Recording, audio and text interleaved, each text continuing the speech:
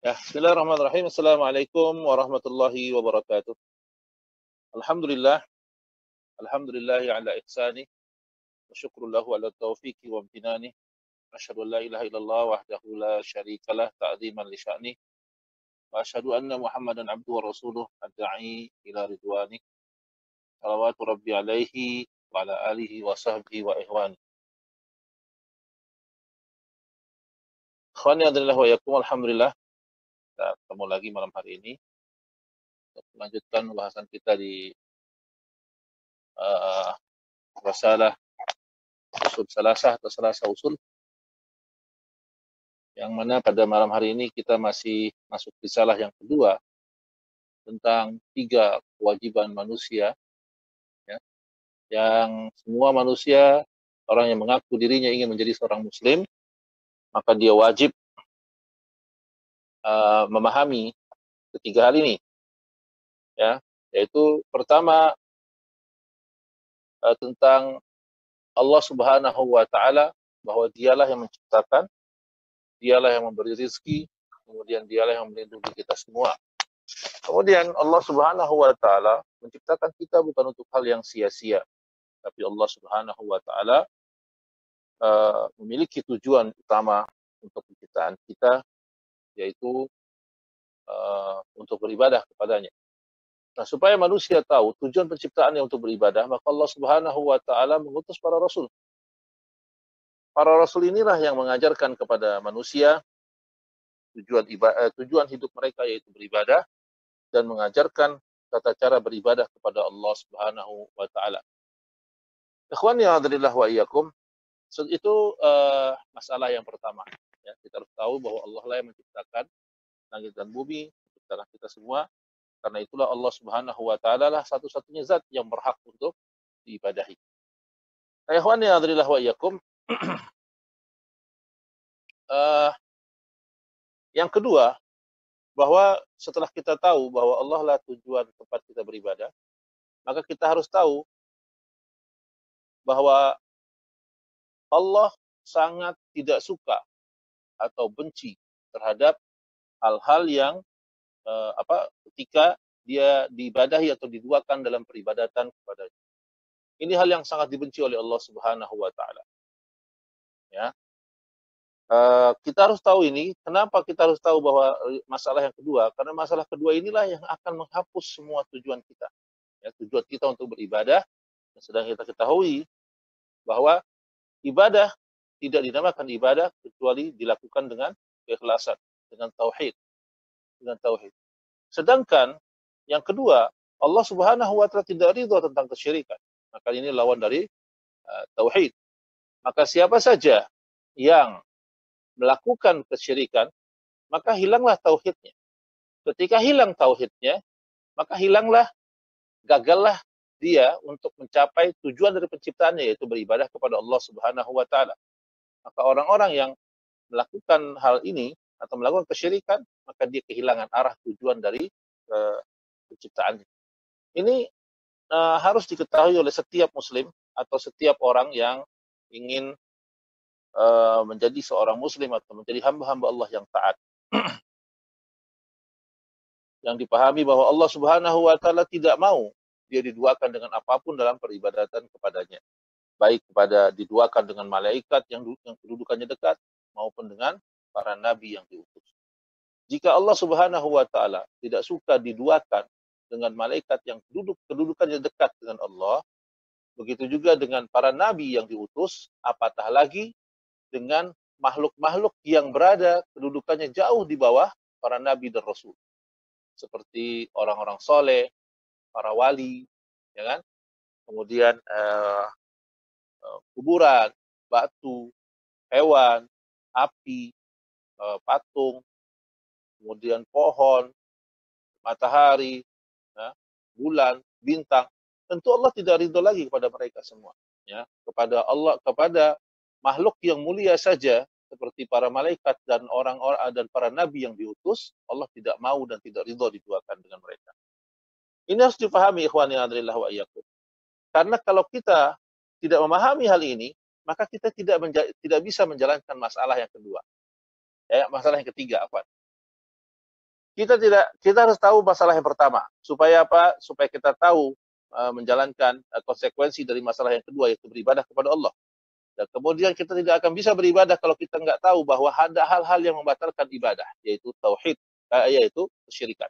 Karena tadi dikatakan bahwa tidak dinamakan sebuah ibadah jika dia bercampur dengan kesyirikan. Tidak dinamakan ibadah kecuali dilandasi dengan tauhid. Maka tidak sah ibadah seseorang jika dicampur dengan kesyirikan. Sebagaimana salat tidak sah jika dicampur dengan dengan hadas, ya, karena salat tidak sah tanpa adanya taharah atau wudu. Ibadah tidak sah tanpa adanya tauhid. Sedangkan wudu batal dengan ada datangnya hadas atau batal wudu. Dan tauhid tidak sah jika melakukan syirikan. Itu kias yang supaya kita mudah memahami tentang makna tauhid dan syirik. Nah, ikhwani a'adzalillah wa iyyakum, malam hari ini kita akan lanjutkan kepada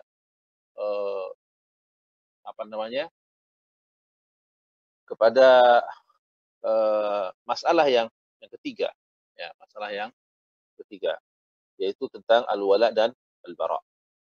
Berkata Syekh Muhammad rahimahullahu taala, anna man ata'a ar-rasula, bahwa siapa saja yang mentaati Rasul, wa wahhadallah, dan mentauhidkan Allah, la yajuzu lahu muwalatu man hadallaha wa rasulah walau kana aqrabun qarib. Tidak boleh, ya, tidak boleh seorang yang mentaati Allah, seorang yang mentaati Rasul, mentauhidkan Allah, maka dia tidak boleh bermualah kepada orang-orang yang memusuhi Allah dan Rasul. Nah, ini adalah poin yang penting sekali. Ini masuk poin yang ketiga, karena tidak akan bisa seorang itu muslim sebelum dia menentangkan al-wala dan al-bara dengan benar. Masalah al-wala dan bara. Apa itu wala? Wala kecintaan, bara itu bencian. Ikhwani a'adzalillah wa iyyakum, hadhihi mas'alatul wala wal bara wa hiya tabi'atun lit tauhid. Masalah ini masalah yang mengikuti tauhid. Masalah wala dan bara ini masalah yang mengikuti tauhid. Min huquqit tauhid al-wala li awliyaillah. Salah satu konsekuensi, ya, salah satu konsekuensi bertauhid adalah menetapkan wala dan bara, ya, berwala kepada auliyaillah, mencintai para wali Allah, ya, para wali Allah, wal bara min a'daillah, dan berlepas diri atau berbaraah, membenci man a'daillah, min a'daillah, kepada musuh-musuhnya Allah. Nah, kita tahu wali Allah itu maksudnya apa? Wali Allah bukan seperti yang kita pahami atau orang-orang kita pahami, yaitu wali songo atau wali fulan, wali Allah yang sudah demikian, bukan. Tapi yang Allah Subhanahu wa taala katakan wali Allah alladzina amanu wa kanu yattaqun. Wali Allah adalah siapa saja yang beriman, itu wali Allah. Nah, ini pemahaman wali. Wali itu adalah siapa saja yang beriman, maka dia wali Allah. Maka siapa saja yang berkategori beriman kepada Allah, maka kita wajib berwala kepadanya. Wal bara'u min a'da'illah, dan memusuhi atau berbara'ah, berlepas diri kepada siapa? Kepada a'da'illah, pada musuh-musuh Allah. Ya. Nah, ikhwan yang a'adzalillah wa iyyakum, fal muslimu yuwali awliya Allah bima'na annahu yakhsuru muhabbatahu ala awliyaillahi wa binasarihi. Maka seorang muslim harus berwala kepada waliullah, ya, berwala kepada para waliullah. Maksudnya apa? Annahu yakhsuru mahabbatahu ala awliyaillah, menunjukkan ibadahnya kepada para wali Allah, wa yunasarahu, membantu mereka. Wal muslimu yakunu mal muslimin ba'dhum awliya'i ba'dihim bi ba'din.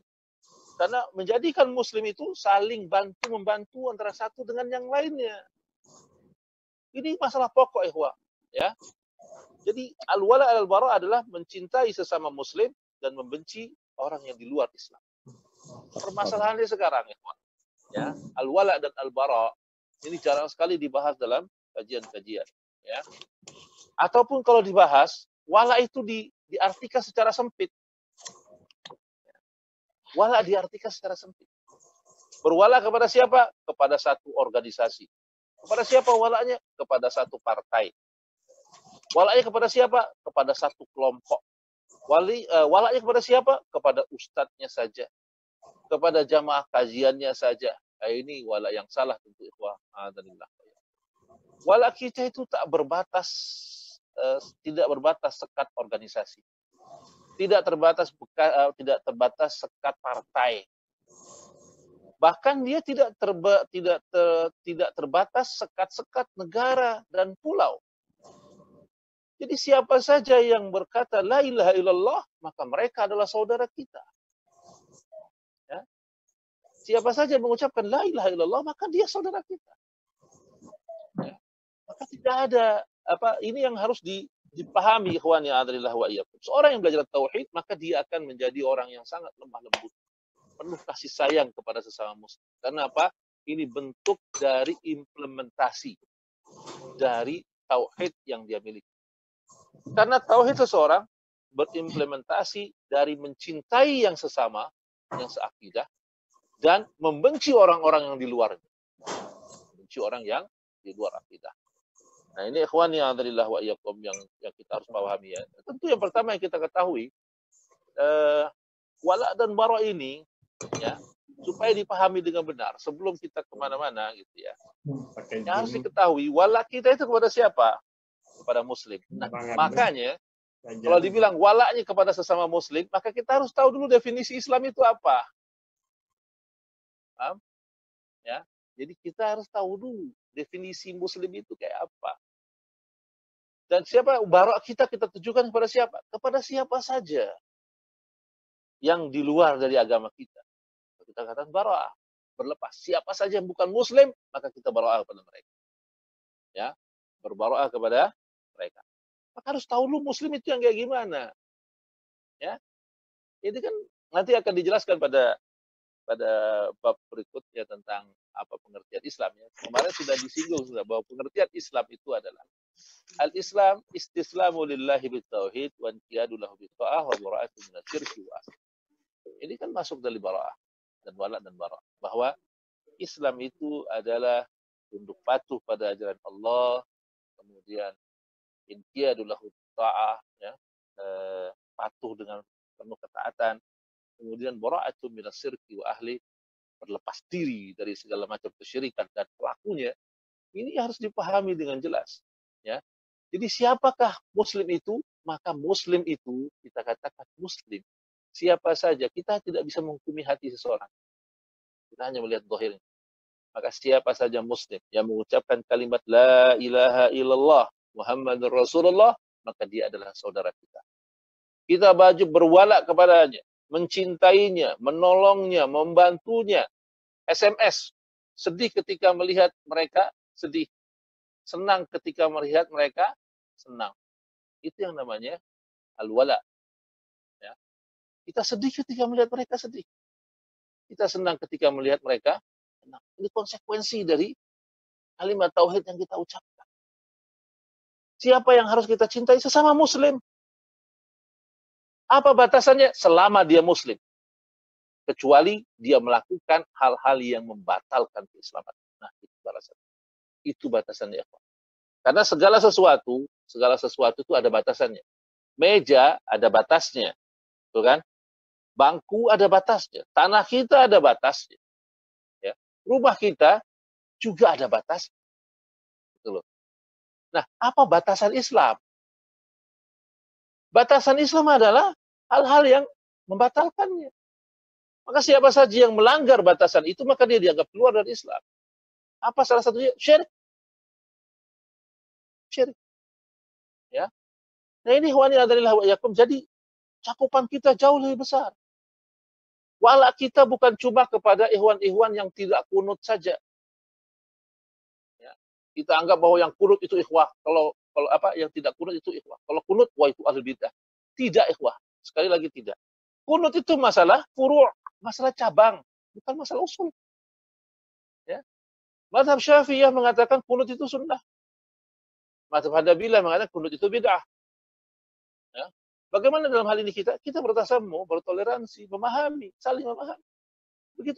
Begitulah yang diyakini oleh Imam Ahmad bin Hanbal rahimahullahu taala. Begitu pengikutnya Syekhul Islam Ibnu Taimiyah, ya. Kemudian yang mutaakhirin seperti Syekh Utsaimin, Syekh bin Baz rahimahumullahu taala. Mereka meyakini bahwa kunut itu bid'ah. Tapi manakala ada imam yang kunut, mereka perintahkan untuk kunut bersama imam. Karena ini bukan wilayah wala dan bara. Ini masalah khilafiyah. Masalah perbedaan pendapat yang cabang. Tidak perlu dibesar-besarkan. Adapun kita mempelajari dan kita tahu bahwa ini yang lebih baik daripada yang itu sebatas kemampuan dan keilmuan kita. Ya. Lakukan ketika itu sendiri. Tapi ketika berjamaah, maka hendaklah berjamaah bersama-sama. Masih ingat kisahnya Ibnu Abbas radhiyallahu taala anhu. Ibnu Abbas radhiyallahu anhu ketika ditanya di zaman Utsman bin Affan, ditanya bagaimana hukumnya salat zuhur tamam di Mina, salat zuhur 4 rakaat, lalu nunggu sampai asar, lalu salat asar lagi 4 rakaat. Kata Ibnu Abbas rahimahullahu taala, dia katakan radhiyallahu taala anhuma, kata Ibnu Abbas, aku salat di belakang Nabi, aku salat di belakang Abu Bakar, aku salat di belakang Umar. Mereka ketika di Mina qasar salat. Ya, qasar salat zuhur 2 rakaat, lalu dilanjutkan dengan asar 2 rakaat. Maka kata Ibnu Abbas, maka siapa saja yang salat zuhur 4 rakaat, asar 4 rakaat di Mina, maka khaliful sunnah. Mukhliful sunnah ini menyelisih sunnah. Wa man khalafa sunnah itu faqad kafar. Kata Ibnu Abbas, siapa yang menyelisih sunnah, maka dia telah kafir. Ya. Tapi suatu saat ketika di zaman Utsman ibn Affan radhiyallahu anhu, Utsman menjadi Amirul Hajj karena beliau waktu itu adalah Amirul Mukminin. Beliau memimpin jamaah haji ketika itu. Ketika di Mina, beliau sholat tamam zuhur 4 rakaat. Lalu beliau nunggu sampai asar, lalu asar 4 rakaat lagi. Ya. Tidak mengqasar sama sekali. Apa yang dilakukan oleh Ibnu Abbas? Ibnu Abbas sholat di belakang Utsman bin Affan radhiyallahu anhu. Ya. Tetap sholat di belakang Utsman bin Affan radhiyallahu anhu. Padahal sebelumnya dikatakan siapa yang sholat tamam khalifus sunnah, ini menyelisih sunnah. Wa man khalafa sunnah faqad kafar. Siapa yang menyelisih sunnah maka dia kafir. Itu kata Ibnu Abbas dengan tegas. Tapi ketika Utsman melakukan tamam sholat, Ibnu Abbas sholat di belakangnya. Tamam 4 rakaat, zuhur 4 rakaat, asar 4 rakaat. Selesai salam, para murid-murid Ibnu Abbas berkata, "Wahai Abu Abdurrahman, kenapa begini? Kenapa begini? Kau katakan 4 rakaat itu menjadi sunnah. Tapi kau sholat di belakang." Lalu apa kata Ibnu Abbas? Dia katakan, jangan banyak komentar. Kata beliau, ikhtilafus syarr. Berbeda itu buruk. Ini lihat persatuan yang digalang oleh Ibnu Abbas radhiyallahu anhu. Seorang hubrul ummah, ulamanya umat ini. Orang yang didoakan oleh Nabi SAW. Dikatakan, Allahumma faqihhu fid din wa 'allimhu bit ta'wid. Ya Allah, buat dia faqih dalam urusan agama. Dan pahami dia dengan beri dia ilmu tentang tafsir. Dan Ibnu Abbas melakukan dengan baik. Dia katakan ikhtilafus syarr. Walaupun dia tahu dan dia yakin bahwa Nabi SAW sholat 2 rakaat, Abu Bakar, Umar seperti itu. Tapi ketika Utsman berbeda dengan pendapat pendahulunya, Ibnu Abbas tetap mengikuti Utsman. Kenapa? Dia katakan ikhtilafus syarr. Berbeda itu buruk. Maka ikhwani hadrillah wa yakum, ini berbeda. Ini salaf kita. Harus kita garis bawahi. Ibnu Abbas itu salafi kita. Ya, tidak ada salafi yang tidak mengenal Ibnu Abbas. Kalau mengaku salafi, dia harus mengikuti Ibnu Abbas. Ibnu Abbas itu korun pertama. Sahabat. Generasi pertama. Ya. Generasi pertama di kalangan para sahabat. Sahabat yang muda, yang besar, tumbuh dari di budaya Islam dan di bawah bimbingan Nabi SAW. Beliau mengatakan berbeda itu buruk. Bandingkan ikhwani adzanillah wa iyyakum, kita yang saat ini yang hanya sekedar berbeda ketika selesai assalamualaikum, assalamualaikum.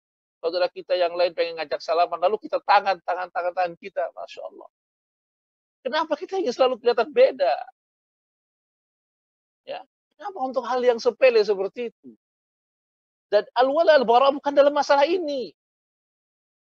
Al-wala bukan masalah ini. Al-wala al-bara bukan masalah ini. Begitu juga dengan kunut, begitu juga dengan sholat tarawih yang jumlah rakaat ada yang 23, ada yang 11, ada yang 41. Ini bukan itu wala kita. Kalau antum pelajari, oh ternyata setelah saya cek dalil tarawih itu 11 rakaat. Ya, antum jalan. Ketika ada orang 23, ikutlah bersama imam. Sholatlah bersama imam. Yang penting apa? Penuhi syarat dan rukunnya. Bacaan Fatihah yang benar, ada itu maknina, ada itu semua. Kalau semua pun ikuti imam. Selama itu tidak membatalkan atau tidak tidak merusak hal yang utama. Nah ini ikhwan ya adrillah wa iyyakum. Ini kaidah kita yang harus kita pahami. Al-wala al-bara di atas kalimat tauhid. Bukan di atas kalimat madhab. Bukan di atas kalimat golongan. Bukan di atas kalimat organisasi. Bukan di atas kalimat partai. Apalagi dipersempit saat ini. Ya, wala itu kalau udah ngomong ustadz. Kalau ustadz saya berarti itu yang benar. Kalau yang salah berarti salah. Yang salah berarti sesat, dhal dan mudhal. Sesat dan menyesatkan. Na'udzubillah min dzalik. Maka ikhwan yang adrillah wa iyyakum, dulu Imam Syafi'i rahimahullahu taala. Beliau berbeda pendapat dengan Imam Ahmad bin Hanbal dalam masalah kunut. Imam Ahmad mengatakan kunut itu bid'ah. Imam Syafi'i mengatakan kunut itu sunnah. Tapi apa yang dilakukan? Pernahkah antum mendengar ucapan dari Imam Ahmad yang mengatakan Imam Syafi'i manhajnya bengkok karena dia sudah kunut? Bandingkan dengan orang-orang saat ini. Ketika memandang saudaranya kunut, langsung menunjuk manhajnya nggak benar. Ini ada apa, ikhwah? Ya, ada apa dengan kajian-kajian kita? Ya, kalau kita sudah meyakini kunut itu bid'ah, tafadhol, silahkan. Tapi jangan selalu beringin adanya perbedaan di tengah masyarakat.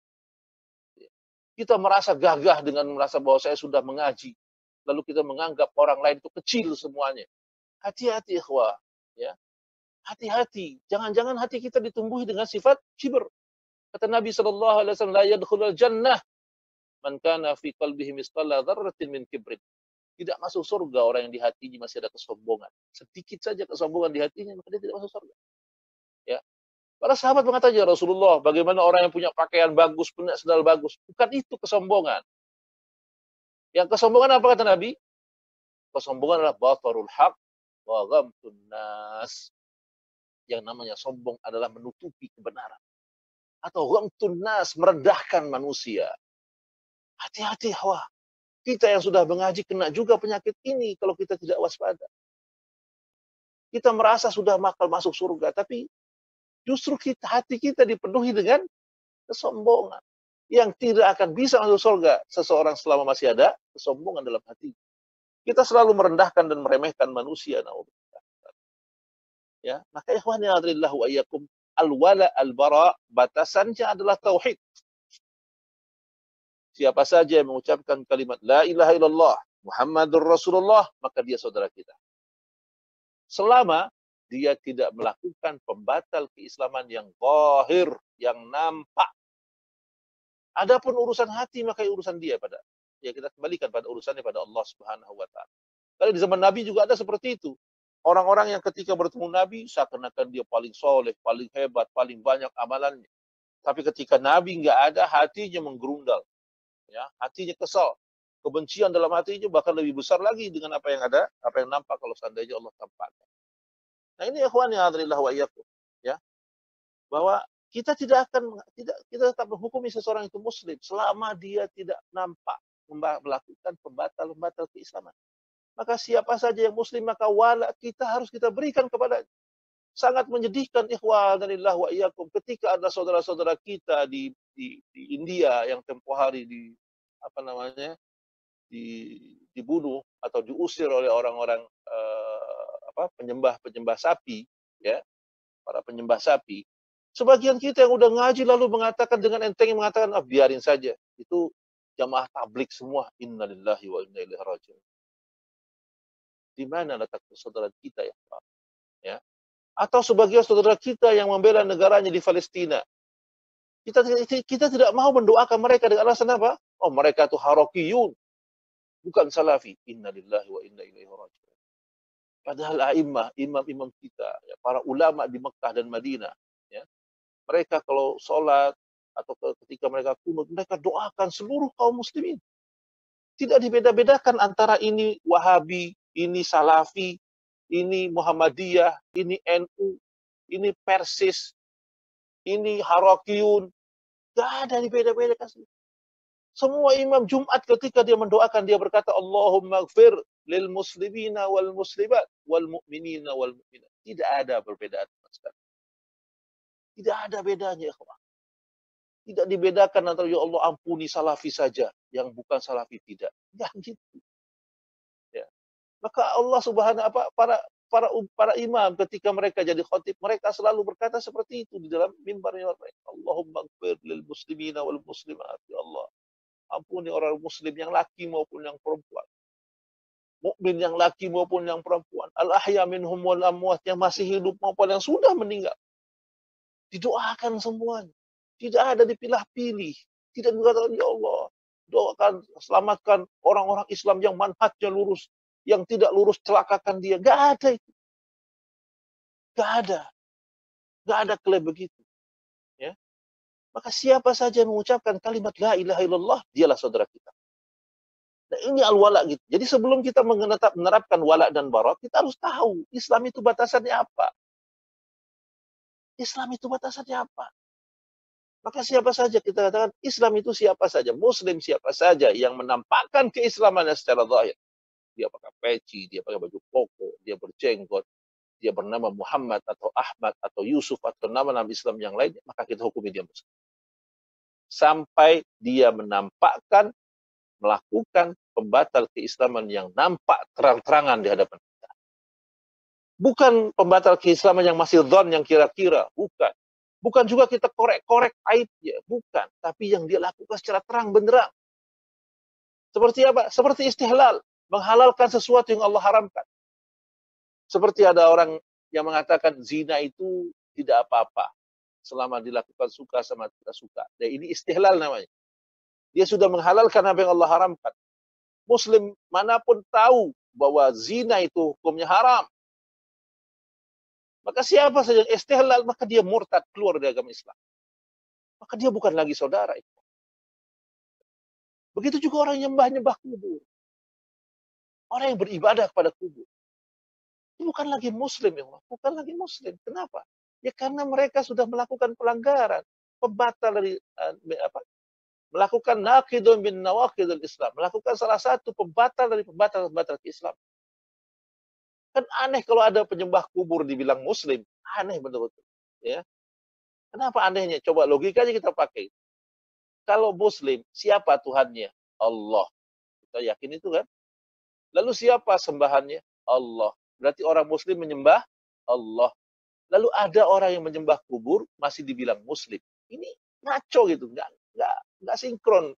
Apa namanya, kaidah dari mana yang dipakai? Ya, kalau ada kita katakan ini orang mengkafirkan, bukan mengkafirkan, maka kita hanya mengkafirkan apa yang Allah kafirkan. Kalau ada orang menyembah selain Allah, maka mereka kafir. Siapa saja yang menyembah selain Allah, maka dia kafir. Dan kalau dia sudah kafir, maka kita berbara'ah kepadanya. Ya, berlepas diri padanya. Itu maksudnya dengan al-bara'ah, berlepas diri, membencinya. Ya, membencinya ikhwan yang adrillah wa iyyakum. Tapi ikhwan yang adrillah wa iyyakum, membencinya pun itu bukan berarti kalau ketemu kita langsung bunuh, kita perangi, kita rampas hartanya, kita bom rumahnya, naudzubillah. Tidak seperti itu. Ya, tidak seperti itu. Di sini Syekh Fauzan hafizahullah taala menjelaskan ada beberapa hal yang dia kasih contoh yang dibolehkan kita bermuamalah dengan orang-orang kafir. Ya. Beliau mengatakan fahadhihi al-mas'alah tata'allaqu bi'adawatil kuffar. Masalah wala bara ini adalah mengikat termasuk di dalamnya memusuhi orang-orang kafir. Wa adama muwalatahum. Ya, kita tidak bermualah kepadanya. Wa hiya la taqtadu annana nuqati'ul kuffara fil umuril munafi'i ad-dunyawiyah bal yastasna min dzalika umuri. Ya, kita berarti apa? Membencinya, memeranginya terus. Tapi ada hal-hal yang dikecualikan yang kita boleh melakukan. Ya. Ini ikhwani hadirillah wa iyyakum. Jadi tidak akan mungkin kita bisa bermualah dengan orang-orang kufar ya, kita kepada orang-orang kafir, maka kita adalah berbara'ah, berlepas diri. Berbara'ah kepada orang-orang kufar. Kita sadari orang kufar, kita berbara'ah, berlepas diri, membencinya. Ya. Dan kalau ada orang muslim masih bermualah dengan orang-orang kafir, ini bermasalah. Masalah ya. Kalau seandainya ada seorang muslim yang berwala kepada orang kafir, berwala kepada orang-orang kafir, berwala itu ya berteman setia, ya, berteman setia, bermualah, mencintainya habis-habisan, lalu untuk bahkan membelanya untuk memerangi orang-orang muslim, ya, mencintai orang-orang kafir, untuk bahkan membelanya untuk memerangi orang-orang Islam, maka tidak syak orang ini termasuk yang batal syahadat, ya, termasuk orang yang batal syahadat, tidak sah syahadat. Ya. Walaupun dia sholat, walaupun dia sholat, walaupun dia puasa, walaupun dia puasa, walaupun dia sudah pergi haji setiap tahun, walaupun dia pergi haji setiap tahun, maka ketika dia mualah, dia berikan kecintaannya kepada orang-orang kafir, dia keluar dari Islam. Banyak sekali ayat-ayat Allah yang menjelaskan seperti itu. Tentu yang belum hilang dari ingatan kita yaitu surat Al-Maidah ayat 51. Allah Subhanahu wa taala berfirman, "Wa may yatawallahu minhum fa innahu minhum." Siapa yang bertawalli kepada orang kafir, fa innahu minhum, maka dia bagian dari mereka. Ya, maka ikhwani hadirillah wa iyyakum, ini masalah konsekuensi dari pengucapan tauhid yang kita miliki. Nah, ikhwani hadirillah wa iyyakum, tadi ada pengecualian ya. Pengecualian kita maksudnya apa? Kita harus tetap membenci mereka. Membenci mereka, tidak suka pada mereka. Ada kebencian dalam hati kita. Kenapa? Karena dia membenci Allah.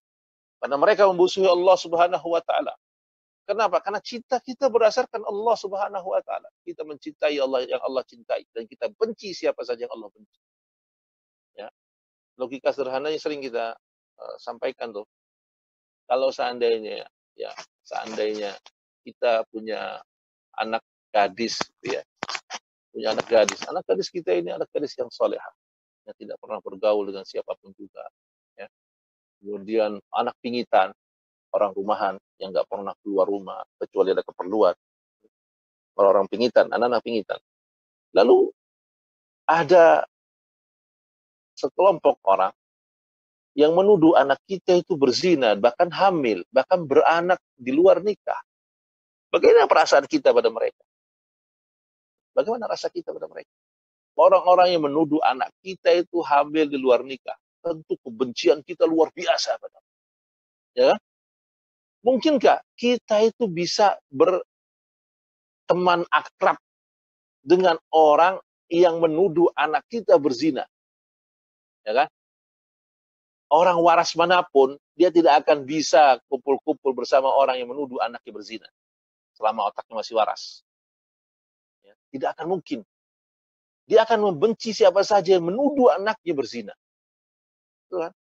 Ini akal yang waras. Akal yang waras.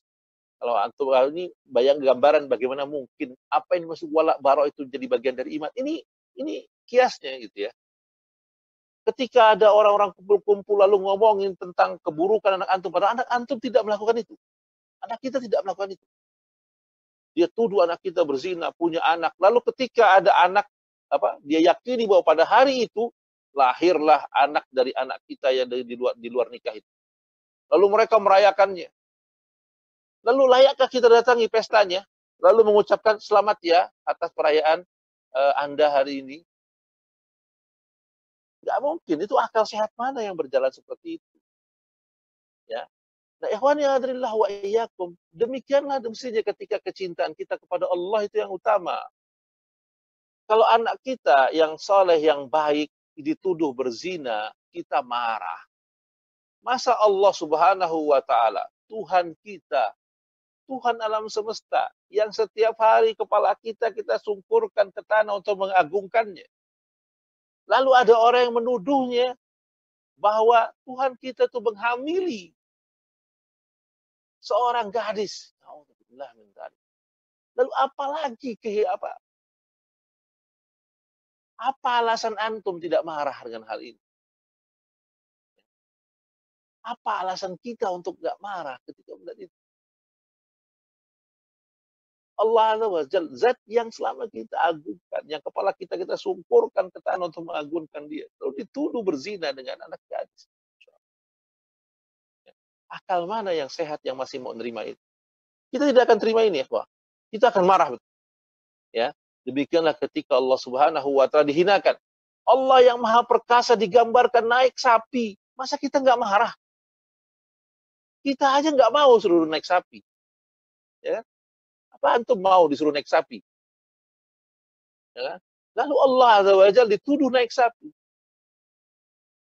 Ini kan penghinaan yang besar. Apalagi digambarkan Allah itu berbentuk makhluk yang angker, yang serem, yang matanya melotot, yang lidahnya menjulur. Na'udzubillah min dzalik. Ini penghinaan terhadap Allah Azza wa Jalla. Atau menyamakan Allah dengan langit, dengan bintang, dengan bulan. Ini penghinaan pada Allah. Maka kita harus berlepas diri, membencinya. Maka dikatakan fahadhil masalah tata'allaqu bi adawatil kuffar. Masalah ini asalnya menanamkan kebencian dalam hati kita pada orang-orang kafir. Wa adamul muwalatihim, kita meniadakan mualah kepada mereka. Ya. Wa hiya la taqtada annaha nuqatil kuffar fil umuri al-munafi ad-dunyawiyah. Tapi hal ini tidak berarti kita memutuskan muamalah kita dengan orang kafir dalam hal dunia. Ada pengecualian-pengecualiannya. Ya. Berarti hukum asalnya membenci orang kafir itu hukum asalnya. Tapi bisa hilang atau hilang larangan kebencian kepada kufar jika ada pengecualian-pengecualian. Pengecualiannya apa? Al-awwal. Yang pertama adalah annahu ma'a bughduna lahum wa adawatuna lahum yajibu an nad'uhum ila Allah azza wa jalla. Yang pertama, kalau kita sudah mengakui atau sudah meyakini dia kafir, kita boleh bermuamalah dengannya. Untuk apa? Mendakwahinya. Karena kalau setiap orang kafir lalu dibunuh, bagaimana kita berdakwah? Bagaimana Islam bisa mekar? Bagaimana orang bisa bertambah? Ya, bagaimana Islam bisa bertambah dan besar? Maka ikhwanina alhamdulillah wa iyyakum, mendakwahi mereka. Berarti ketika kita bertemu, mulut kita tersenyum. Menarik perhatian mereka. Supaya mereka terbujuk hatinya kepada kita. Ya. Dengan akhlak kita. Dengan muamalah kita yang jujur. Dengan mengatakan hal yang ini dan itu. Subhanallah, ini akan mendatangkan kecintaan dari musuh-musuh kita. Lalu mereka mencari tahu tentang agama kita. Dan lalu masuk ke dalam agama kita. Coba bayangkan nih, betapa banyak orang di luar Islam melihat adab dan akhlak kita masuk ke dalam Islam. Ya, ini juga buat introspeksi buat kita. Ya. Mampukah kita melakukan hal seperti itu, seperti para pendahulu kita? Ya. Yang menjadikan orang-orang Muslim, yang orang-orang kafir, mereka tertarik sama Islam karena melihat akhlak dan perilaku kaum Muslim. Tunjukkan itu. Isyhadu bi anna Muslim. Lihat Al-Hasan Al-Basri rahimahullahu ta'ala. Beliau tinggal di bawah, di lantai bawah. Di atasnya tinggal orang-orang Yahudi. Ya. Dan suatu hari Hasan Al-Basri sakit. Orang Yahudi yang di atas menjenguk. Ketika dia datang menjenguk Hasan Al-Basri yang sedang sakit, dia melihat di pojokan rumah dari Hasan itu ada ember yang ada air menetes dari atas. Ya. Dan Yahudi ini mengatakan, wah ini kenapa ada bocor? Ini di atas pas kamar mandi saya nih. Gitu. Kenapa kamu nggak bilang saya kalau kamar mandi saya bocor dan membasahi rumahmu? Hasan Al-Basri mengatakan tidak mengapa, saya bisa membersihkannya. Tapi sudah berapa lama hal ini terjadi? Ya, baru 15 tahun. 15 tahun dia bersabar atas rumahnya yang bocor, padahal di atasnya orang Yahudi. Ya. Ini bukan berarti Al-Hasan Al-Basri ini bermualah atau berlemah lembut mencintai orang kufar ini, bukan. Tapi dia bagian dari al-bara, berlepas diri, kemudian dia mendatangkan kecintaan bagi orang kafir ini. Yang akhirnya Yahudi ini mengatakan, kalau begitu ajarkan saya tentang Islam. Demikian indahnya Islam menghormati tetangganya. Subhanallah. Ya. Nah ini ikhwan yang tidak terlarang kita bermuamalah dengan mereka dalam rangka untuk berdakwah. Ya, berdakwah enggak masalah. Atau yang kedua, la mani'a min muhadanati al-kufar indal hajah. Kita boleh berlemah lembut kepada mereka dengan maksud ada tujuan. Ya. Idza ihtajal muslimuna li muhadanatihim laqaulul muslimina la yaqdiruna ala qitalihim. Maksudnya ketika kita tidak mampu memeranginya, kita tidak mampu melawannya, boleh kita bermuhadanah, ya, berlemah lembut, berbaik-baik sama dia, ya, supaya dia enggak mendatangkan gangguan buat kita, ya. Wa yash'alul muslimina fi min syarrihim, kita takut dia mendatangkan kemurkaan, tapi tentu batasannya adalah hukum Allah Subhanahu wa taala. La ba'sa bil muhadanati illa ay yaqwa al muslimuna ala qitalihim, ya. Enggak masalah kita bermuhadanah, berbaik-baik dengan mereka eh, sampai kaum muslimin mampu memerangi mereka atau mencegah kejahatan-kejahatan mereka. Boleh kita berlambut, berbaik-baik. Ini bukan berarti apa ya kemarin dikatakan bahwa eh, kita menghindari keburukan dia, ya. Boleh kita mengambil berlemah lembut padanya. Tapi dengan satu tujuan, nanti ketika kuat kita harus memeranginya, melawannya. Kalau orang itu kuat, ya. Atau kita sambil berdakwah kepadanya, mengajak kepadanya pada Islam. Kemudian yang ketiga, la mani'a min mukafa'atihim ala al-ihsan idza ahsanul muslimin. Tidak terlarang membalas kebaikan orang kafir jika dia melakukan kebaikan kepada kita. La mani'a ayukafa'u ala ihsanihim, tidak terlarang membalas kebaikan mereka. Ya, sebentar kita istirahat dulu karena ada azan. Kita berhenti dulu ya.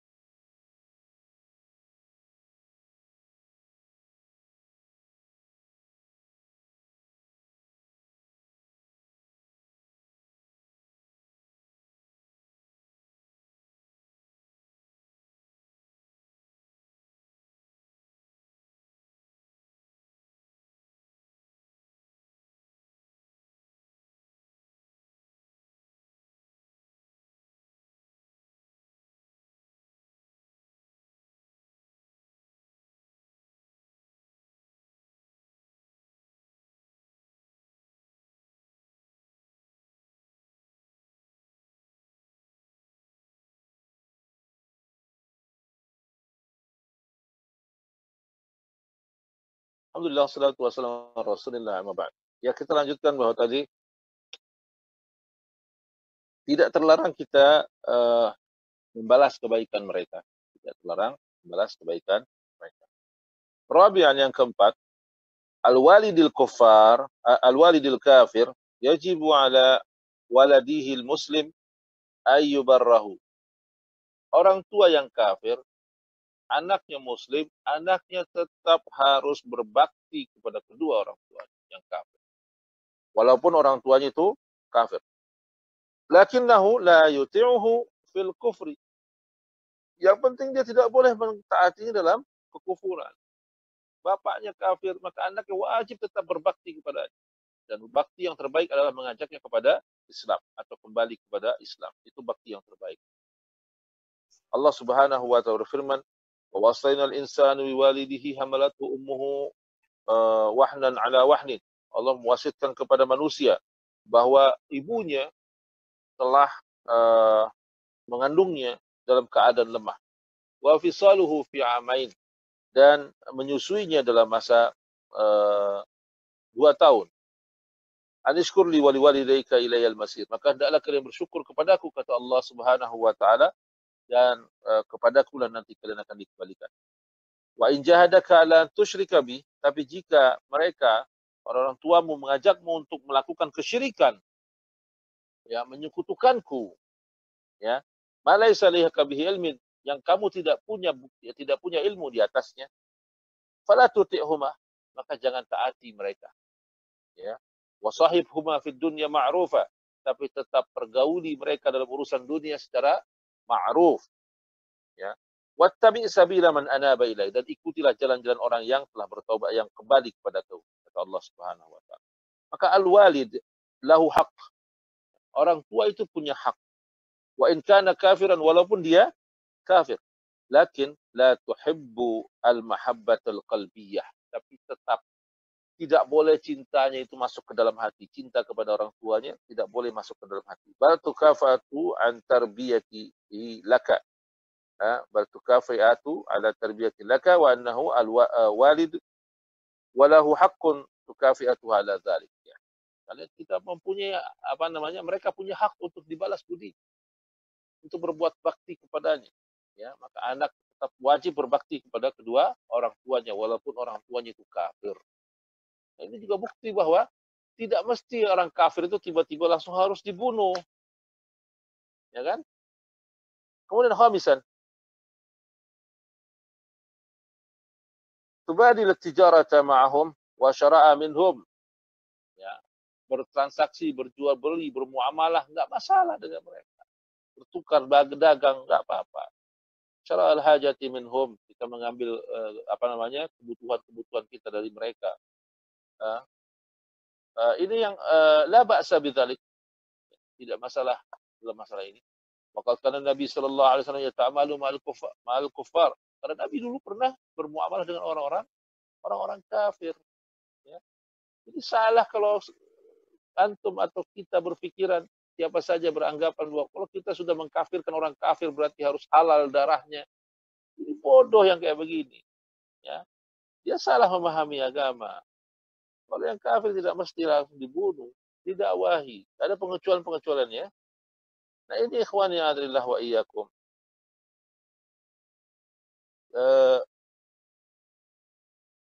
Kemudian yang keenam, kita ringkas saja yang keenam.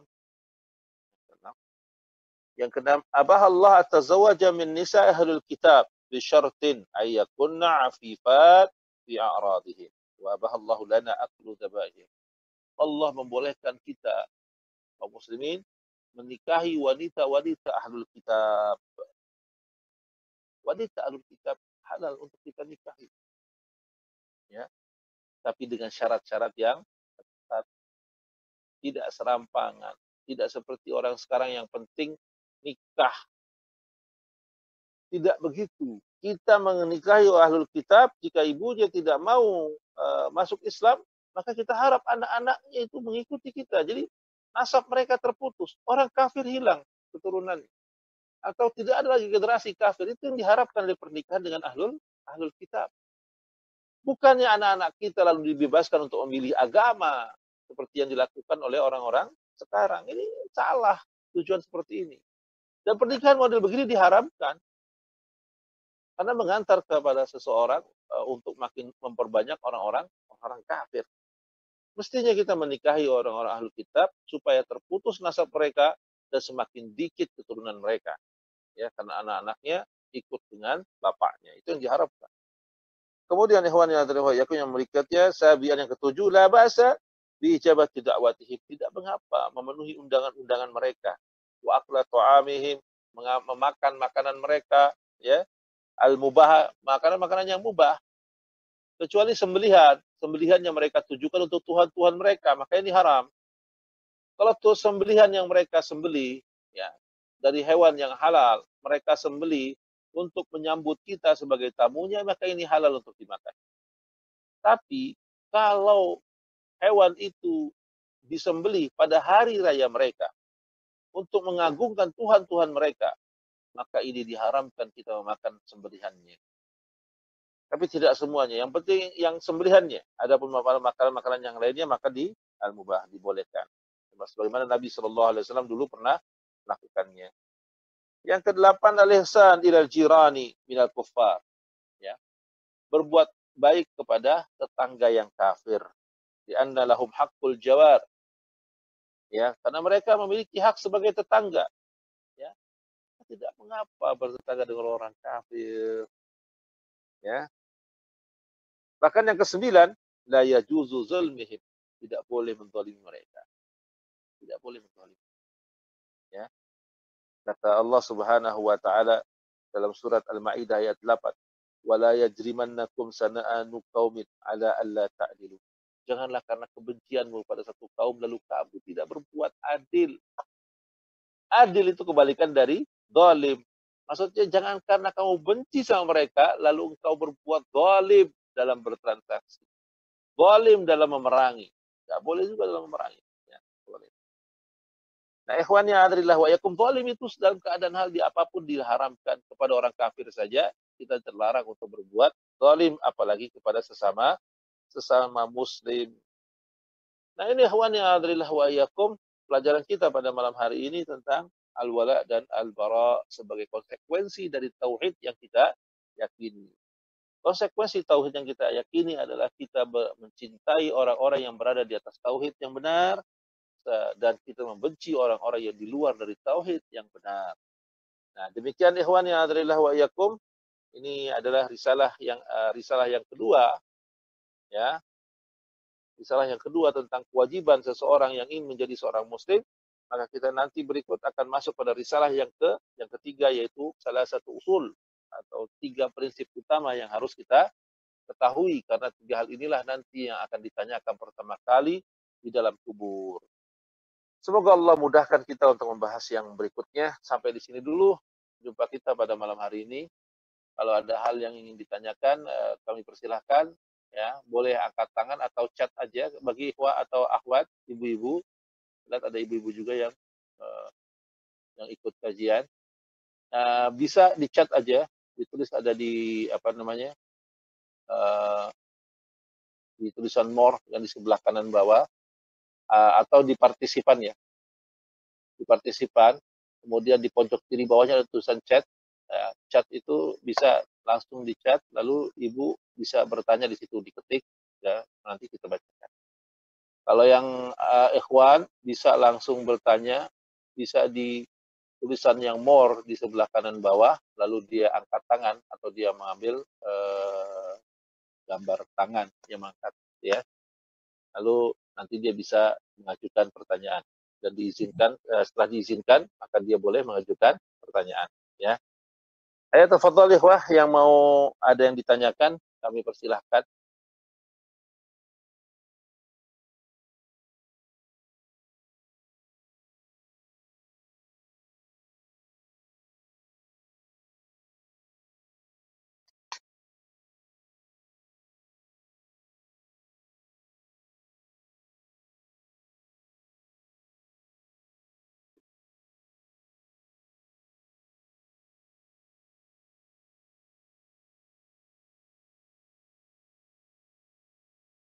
Ya, Kalau nggak ada yang ditanyakan, maka kita cukupkan jumpa kita pada malam hari ini. Mohon maaf jika ada kata-kata. Ada satu pertanyaan tuh Ustaz. Di chatting Ustaz. Oh, ada chatting ya? Oh, ada chatting Ustaz. Tuh, ya. Ya, maaf. Oh ya. Pertanyaan dari akhwat, ya. Pertanyaannya adalah, tetangga saya kafir. Dulu pas dia sakit, saya nengokin dia. Karena pas saya sakit, dia nengokin. Gimana hukumnya seperti itu? Ya. Yang seperti ini adalah bagian dari sunnah dari Nabi Shallallahu Alaihi Wasallam. Ya, ketika ada tetangga yang sakit, maka kita wajib menjenguknya. Dan Nabi Shallallahu Alaihi Wasallam juga dulu menjenguk seorang Yahudi, seorang anak Yahudi yang sakit. Ya, anak Yahudi ini dilihat suka membantu Nabi Shallallahu Alaihi Wasallam. Anaknya gemar membantu. Suatu hari dia sakit, lalu Nabi mendatanginya. Ketika didatangi, nampak anak ini sedang sakratul maut, ya, sakitnya demikian berat. Maka Nabi Shallallahu Alaihi Wasallam mengatakan, "Qul la ilaha illallah." Ucapkanlah la ilaha illallah, ya. Nanti aku akan membelamu nanti di hadapan Allah dengan kalimat itu. Lalu anak ini melihat bapaknya, Bapaknya mengatakan, karena bapaknya tahu, ya, Nabi Muhammad SAW ini orang baik dan orang benar. Maka dia berkata kepadanya, Ata'abah al-Qasim, ikuti Abul Qasim. Lalu anak itu mengucapkan kalimat la ilaha illallah di hayatnya. Maka ketika dia wafat, Nabi mengatakan, kami yang lebih berhak mengurus jenazah. Lalu anak ini diurus secara Islam. Nah, ini yang harus kita jalani, ikhwah. Ketika ketika ada tetangga yang sakit, ibu bisa menjenguknya. Dan jangan lupakan misi kita untuk berdakwah, ya. Misi kita untuk berdakwah. Kenalkan dia dengan Islam. Dalam Islam itu kalau sakit itu seperti ini. Dalam Islam itu kalau sakit itu bagian dari penghapus dosa. Ya. Kalau seandainya kamu sakit masuk Islam, tentu Allah akan menghapus dosa-dosamu semuanya. Ini boleh seperti itu. Ya. Jadi tidak terlarang kita untuk menjenguk mereka ketika mereka sakit. Adapun ketika mereka meninggal dan kita tahu mereka meninggal di atas kekufuran, maka kita tidak boleh menjenguknya. Ya. Kita tidak boleh menjenguknya. Karena orang yang sudah meninggal maka sudah selesai sudah urusannya di dunia. Dan kita tidak diperbolehkan untuk mendoakannya lagi. Kalau sakit kita boleh menjenguknya, mendoakannya semoga Allah memuliakanmu dengan Islam, atau semoga Allah memberimu hidayah. Ya. Tapi ketika dia sudah wafat maka urusannya kembali kepada Allah Subhanahu wa Ta'ala. Nabi Ibrahim juga terlarang ketika dia mendoakan ibunya, mendoakan bapaknya, ya, yang kafir. Jadi tidak didoakan lagi atau ditinggalkan aja setelah dia kafir. Adapun ketika dia meninggal maka menghadirinya itu bagian dari tahniah, penghormatan. Dan orang kafir tidak ada kehormatan bagi mereka. Ya, orang kafir tidak ada kehormatan bagi mereka. Maka kita tidak bisa menghormati mereka, ya, karena kekufuran. Kalau dia sudah wafat. Tapi kalau dia masih hidup, maka kita boleh menjenguknya. Wallahu ta'ala a'lam. Ada satu lagi yang angkat tangan.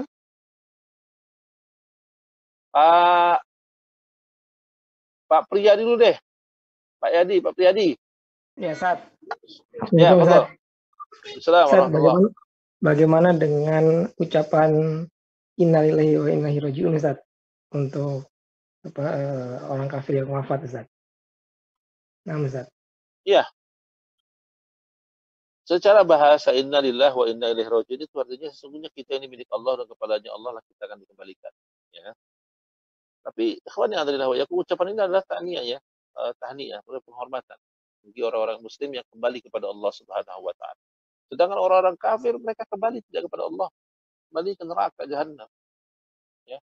Maka tidak layak ucapan ini diucapkan ketika mendengar mereka meninggal, ya. Tidak layak. Ucapan ini hanya ditujukan kepada seorang muslim. Dan saya condong kepada pendapat yang ini, walaupun ada sebagai pendapat yang membolehkannya, ya. Tapi wallahu a'lam, sebaiknya kita hindari hal ini, ya, itu lebih selamat, ya. Wallahu ta'ala a'lam. Terus yang kedua, Pak Dendi, silakan. Ya, Tad. Ini kan terkait ihtilaf, Tad. Terkait ihtilaf itu kadang kan ada kita harus punya kaidah juga untuk bisa memahami ihtilaf, karena banyak kadang-kadang perkara-perkara yang bukan ihtilaf jadi ihtilaf, atau ihtilaf dikatakan bukan ihtilaf. Terutama kalau kita pahami dari sisi furu itu kan banyak ihtilafnya, karena yang namanya mazhab itu sendiri adalah, atau fikih itu adalah ihtilaf gitu. Tetapi ada juga di perkara yang usul ternyata dijadikan ihtilaf, padahal itu ijma misalkan seperti itu. Itu gimana kaidah-kaidah untuk mencari atau memperkuat bahwa perkara tersebut adalah ihtilaf atau bukan itu tadi? Ya, alhamdulillah salatu wassalamu ala rasulillah. Yang harus kita pahami, Nabi SAW mengatakan ad-dinu yusrun, agama ini mudah. La yushadda dina illa ghalabah. Tidak ada yang menyulitkan agama ini kecuali dia akan kalah atau tersisih. Dan karena Nabi mengatakan agama itu mudah, tentu yang menjadi usul, yang menjadi pokok dari agama itu sesuatu hal yang mudah. Maklum minad din bid-daruri, itu adalah hal-hal yang mudah untuk dipahami. Tauhid itu sangat mudah dipahami. Apa itu tauhid? Tauhid itu adalah mengesahkan Allah dalam beribadah. Sederhana kan? Sangat sederhana sekali. Ya. Lalu apa lawan dari tauhid? Lawan dari tauhid adalah syirik. Apa itu syirik? Menunjukkan sebagian ibadah kepada selain Allah. Sederhana banget. Mudah dipahami. Itu yang furu. Begitu juga dengan hal yang lain. Sholat juga ada yang pokok dan ada yang furu. Ya. Maka semua yang masalah yang pokok, insya Allah kaum muslimin sudah memahami hal itu. Ya, kaum muslimin sudah memahami itu. Kalau kita sudah pahami bahwa dari sejak kecil saya melakukan ini dan orang tua saya melakukan ini dan itu bukan sebuah kesyirikan, maka pahami dan jalanilah itu dulu. Ya. Sampai kita belajar bahwa itu adalah sebuah kekeliruan, maka kita tinggalkan. Maka ikhwan yang memang tidak gampang kita memahami, tapi yang kita harus pahami apa? Dia adalah para sahabat dulu, ya, para sahabat dulu. Ketika Nabi berkata, saya talifu ummati bi 73 firqatan. Umatku akan terpecah menjadi 73 golongan. Kulluhum finnar, semuanya di neraka. Illa wahidah, kecuali yang satu. Lalu apa yang ditanya oleh para sahabat? Para sahabat tidak bertanya 72 orang yang sesat. Tapi para sahabat bertanya, manhum, siapa yang lurus itu? Siapa yang lurus itu? Maka kita juga seperti itu. Mestinya jangan kita bercapek-capek mencari atau mempelajari hal-hal yang kelihatannya sesat. Jangan. Yang furu aja dulu. Yang utama dulu yang kita pelajari. Ya. Ketika kita tahu yang utama, kita tahu hal-hal yang pokok. Oh, yang pokoknya ini. Berarti yang lainnya udah tasamuh sajalah, maklumi saja. Sambil kita tetap belajar dan mencari tahu, bertanya kepada ahlinya. Seperti sholat kita tahu, oh sholat sehari 5 waktu. Ada zuhur, maghrib, asar, dan rakaatnya sudah pasti. Rakaat subuh 2, ini 4, 3, 2. 3, ya kan? 3, 4, kan gitu kan? Itu udah kepastian tuh. Tapi kalau ada yang mengatakan subuh 3 atau maghrib 5, ini ada yang aneh. Ya. Dan yang usul itu akan terjaga terus. Akan terjaga terus. Dan kaum muslim pada sudah memahami itu. Ini unik Islam. Ya. Inna nahnu nazzalna dzikra wa inna lahu lahafidun. Ya, kami yang menurunkan zikr. Kami yang menurunkan agama ini. Wa inna lahu lahafidun. Kami yang menjaganya. Maka pokok-pokok agama tidak akan pernah hilang. Tidak ada sampai satu orang pun tidak mengetahui apa itu rukun Islam. Tidak akan pernah ada orang mengetahui apa, hilang sampai orang yang tidak mengetahui apa itu rukun iman. Itu mereka pasti tahu pokok-pokok itu. Maka semua yang aslu minad din bil daruri, ini adalah hal-hal yang mudah untuk dipelajari. Hal-hal yang mudah untuk dipahami. Maka itu saja yang dipegang. Selebihnya, maka kita diam. Ketika ada khilaf, ada perbedaan, lebih baik diam. Ya. Kata Nabi SAW, ana za'imun bi baitin fi rabadil jannah. Liman tarakal jidala wa in kana muhiqqan. Aku jaminkan sebuah rumah di pinggiran surga. Buat siapa? Liman tarakal jidala wa in kana muhiqqan. Orang-orang yang meninggalkan perdebatan walaupun dia berada di atas kebenaran. Ini masalah furu' nih. Ya. Antum meyakini betul bahwa kunut itu bidah, gitu kan? Betul, tahu betul. Ya. Sudah, ya. Ketika ada orang ngajak debat tentang kunut, Sudah antum maklumi saja. Oh ya, antum jadi menurut kamu gimana? Menurut anak kunut itu adalah sunnah. Ya tafadhol, antum jadi imam. Kami ikut kunut bersama antum. Baik. Kalau begitu ceritanya maka akan damai dunia ini. Tidak ada lagi perselisihan antara faksi yang termadhab. Maka kaum muslimin akan nampak sekali sebagai sebuah persatuannya. Innamal mu'minuna ikhwah. Lihatlah Ibnu Abbas radhiyallahu anhu tadi kisahnya, ya kan? Ketika ditanya kenapa kau berbeda? Fatwamu mengatakan yang menyelisih sunnah itu kafir.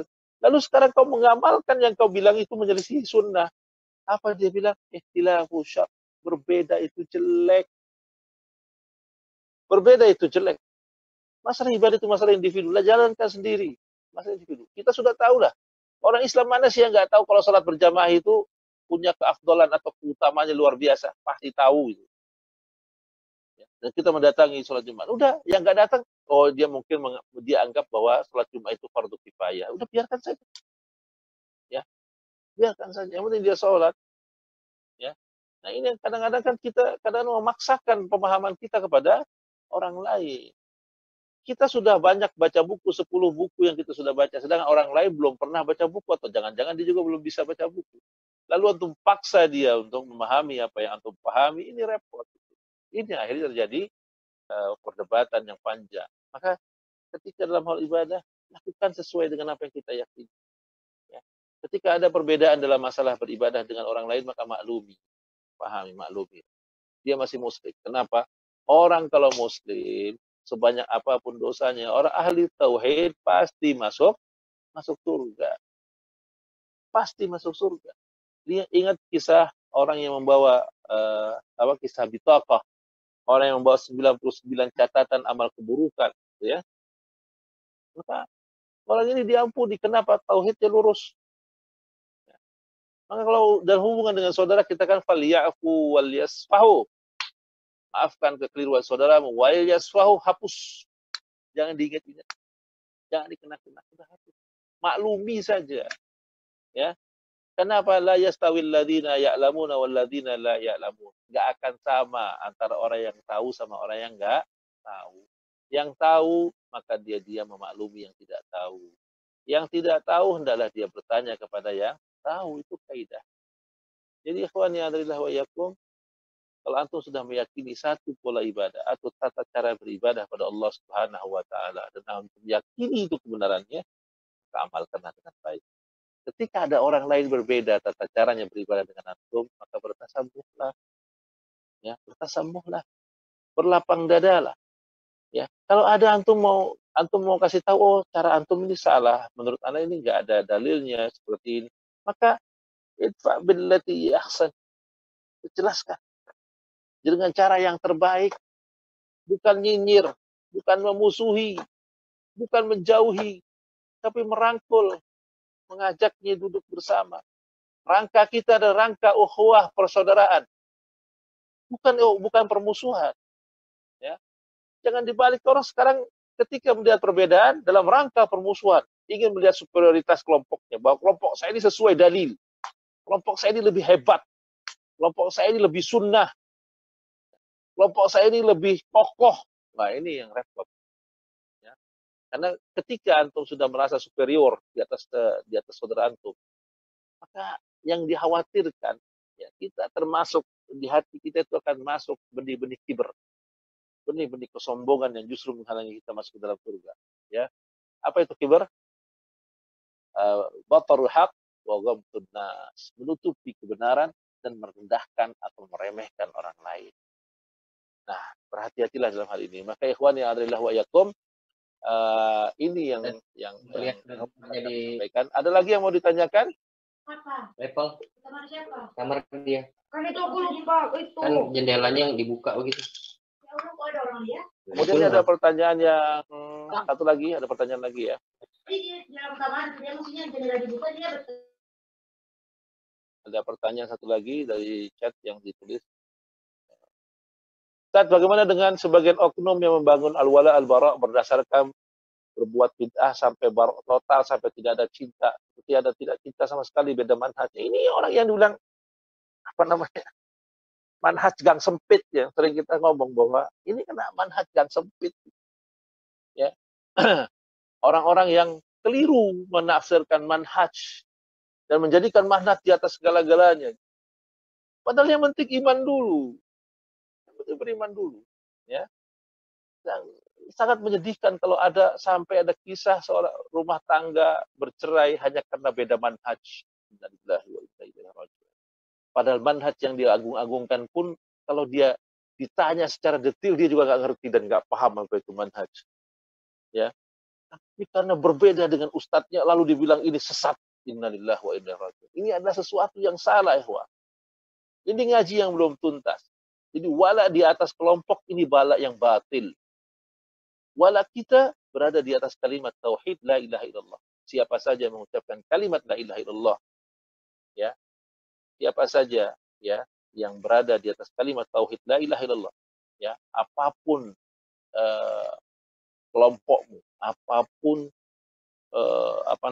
negaramu, bangsamu, apapun warna kulitmu, apapun kajianmu, ya, selama kau tak batalkan syahadatmu, maka kau adalah saudara. Itu kelompoknya, itu walanya seperti itu. Ini wala, subhanallah, disempitin wala itu berdasarkan manhaj. Awal kajian manhaj itu sangat luas, semua madhab masuk manhaj, ya. Padahal kalau dicek secara rinci mereka juga kebingungan membedakan antara manhaj dengan madhab. Ya. Gitu. Awalnya semua manhaj ini besar, semua mazhab masuk, mazhab Maliki, Hanafi, Syafi'i, Hambali masuk manhaj, ya kan? Tapi begitu perkembangannya berubah mengerucut. Manhaj antum yang mana yang benar? Manhaj yang benar adalah manhajnya Imam Ahmad bin Hambal.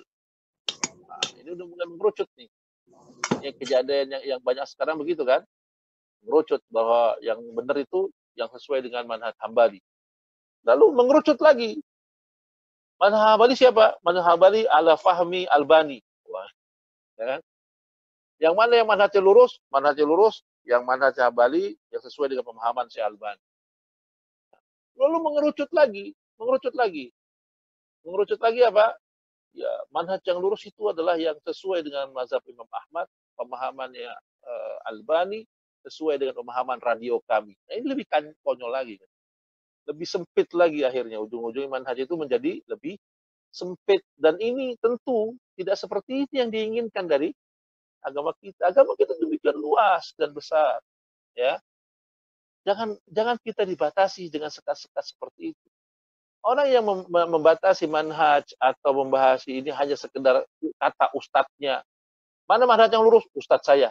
Kalau bukan beda dengan ustadz itu, ya pokoknya bukan manhajnya nggak lurus. Ini namanya manhaj yang sempit, ya kan? Manhaj yang sempit, mengklaim bahwa dirinya yang benar, ya.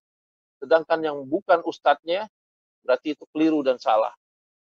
Maka ketika dia pakai kaidah seenak-enak dia sendiri. Kalau urusan dengan ustadznya dia harus begini. Tapi urusan dengan orang lain, wah habisi sekalian. Ngawur. Nggak boleh seperti itu. Ya. Nah, sekali lagi pandangan kita adalah, wala kita adalah di atas kalimat tauhid. Maka siapa saja yang mengucapkan kalimat tauhid, ya, apapun warna kulitnya, apapun kebangsaannya, ya, dari manapun asalnya, asal kau tak batalkan syahadatmu, maka kaulah saudara. Atau kita bersaudara. Walaupun kau kunut, aku tidak. Walaupun kau tarawih 23 rakaat, saya 11 rakaat. Nggak masalah yang seperti itu. Ya. Kayak ini pelajaran juga ya buat kita, supaya arah kita itu harus lebih cakupannya lebih luas. Jangan terlalu sempit dengan membatasi diri dengan kelompok kita saja, kajian kita saja, ustadz kita saja. Ustadznya banyak dibagi lagi. Ustadz yang kibar sama ustadz yang doktor. Dibeda lagi nanti ustadz yang ini dengan yang itu. Ini jadi apa kita gitu. Ya. Maka ikhwan yang adalah wa iyyakum, sekali lagi, maka wala kita di atas kalimat tauhid. Bukan di atas kelompok, bukan di atas golongan. Nah, semoga Allah menyatukan kita dan seluruh kaum muslimin ya di atas akidah yang lurus, di atas pemahaman yang benar, mentauhidkan Allah dan tidak menduakannya dengan apapun juga dalam beribadah. Maka semoga Allah menjadikan kita termasuk orang yang mendapatkan keamanan di dunia dan akhirat. Dan demikian jumpa kita pada malam hari ini kita tutup dengan doa kafaratul majlis. Subhanakallahumma bihamdik, asyhadu an la ilaha illa anta astaghfiruka wa atubu ilaik. Wa sallallahu ala nabiyyina Muhammadin wa ala alihi wa sahbihi ajma'in wa akhiru da'wana alhamdulillahi rabbil alamin. Assalamualaikum warahmatullahi wabarakatuh. Waalaikumsalam warahmatullahi wabarakatuh.